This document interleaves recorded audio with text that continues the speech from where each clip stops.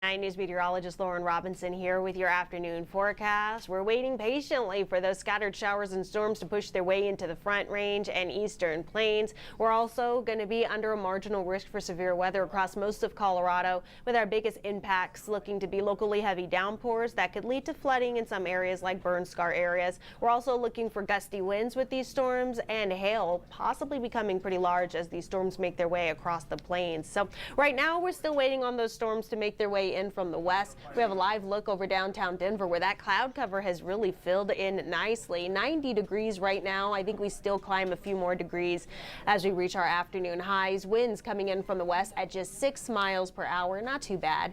Temperatures across most of the Front Range and eastern plains in the middle to upper 80s, low 90s. We're seeing those 60s and 70s in the high country, more 80s and 90s across the western slope.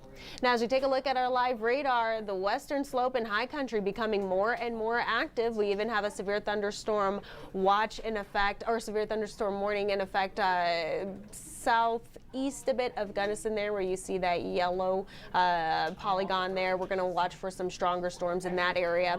As we go through the rest of the afternoon, though, those storms will continue to push their way into the Front Range and then into the eastern plains. So we can see that here on our future cast. By around 2 o'clock, those storms looking to be popping up around Denver, and then they kind of bubble across the I-25 corridor through around 4, 5, 6. By 8 o'clock tonight, I think the Front Range becomes drier. Then we turn our attention to the eastern plains, where some of those storms stay pretty strong until the late night hours before they finally move out late tonight. So we zoom in a bit for our future cast across the Front Range. Again, 2 o'clock, we're looking for those storms to really start to popcorn up across the Denver metro area and just a bit further north. And then they just kind of linger through the next few hours all the way until I think mostly 8 o'clock. We could get a little break between around 4 and 6 in Denver, but all in all, we're not looking for those storms to move out until closer to 8, and then that's when the eastern plains will start to watch for those storms to move their way eastward as well.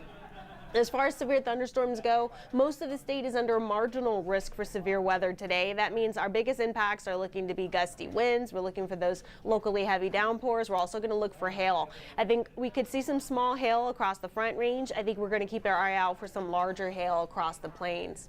We go into the day tomorrow, and we're going to watch for more afternoon and evening storms. You can see in the morning hours we could see a stray raindrop here or there, but the larger storm chances won't come until around 2, 3, 4 o'clock across the Front Range. And then take a look to the west there, the northwestern corner of Colorado, getting a big drenching tomorrow afternoon. And then as we go into the late afternoon, early evening hours, we're going to see this storm kind of take two paths and really separate through Denver. So during the early afternoon hours, I think Denver gets some showers and storms. Later in the afternoon is where we're going to kind of dry out across the Denver metro area, but then we're going to see those heavy storms across central and northern portions of the high country, and then into central and northern portions of the plains along that I-76 corridor there from Denver, and then just a bit further northeast. That's where we're going to see that drier spell. These storms tomorrow night will last into the overnight hours, especially to the south, before things really start to clear out early Friday. For our storms tomorrow, right now we have a marginal risk for severe weather across central and northern portions of the plains. That's where we're going to look for the strongest storms tomorrow. Again, that doesn't mean we're not going to see any storms in Denver. I think Denver storms will just happen earlier in the afternoon where they're not going to be as severe. As far as our temperatures today, another hot one, above average for this time of year. Our seasonal highs closer to 87 degrees. We're going to be in the 90s across most of the Front Range and eastern plains, with those 70s and 80s to the west in the foothills and high country. Overnight, we stayed pretty mild even after those storms move out. Overnight lows staying in the lower to middle 60s, so pretty warm overnight, 40s and 50s in the high country. The next few days, temperatures will go up and down a little bit. Today, we're in the 90s, another hot day. Thursday and Friday, we're going to see those afternoon highs drop into the upper 80s, more seasonal for this time of year. But each of these next 3 days, today, Thursday, and Friday, we're going to watch for more chances for those afternoon and evening storms.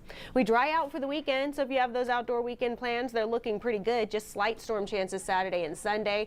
A good mix of sun and clouds. Those temperatures back in the low 90s. And then as we go and start our next work week, those temperatures dropping back into the upper 80s. Very seasonal for this time of year, drier with more sunshine Monday and Tuesday.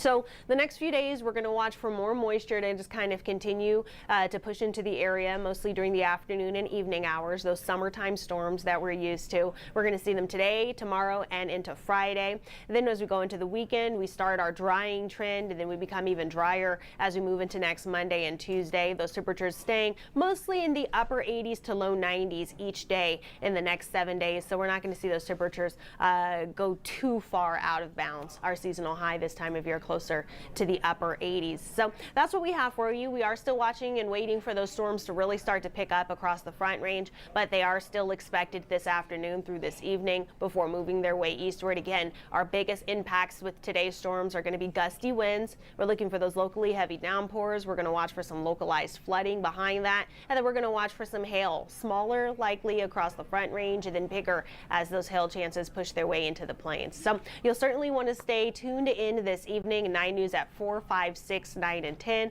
And as always, if you can't catch us on air, you can always follow us online at 9news.com and on the 9 News mobile app. Have a good day.